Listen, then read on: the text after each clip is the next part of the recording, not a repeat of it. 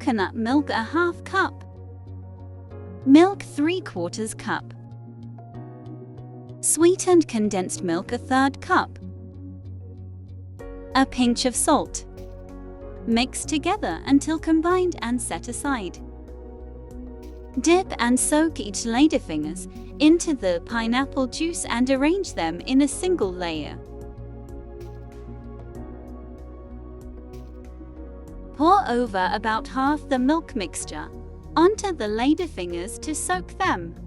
Form a second layer of the ladyfingers by dipping and soaking them in the pineapple juice. Pour the rest of the milk mixture over the ladyfingers and let them soak, then refrigerate for 2 hours. Sweetened whipping cream 1 cup. Whisk until stiff peaks form.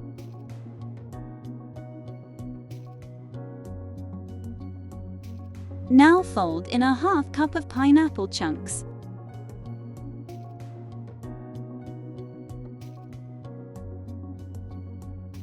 Evenly spread a layer of the whipped cream onto the arranged ladyfingers and refrigerate for 1 more hour. Garnish with pineapple chunks and rose petals.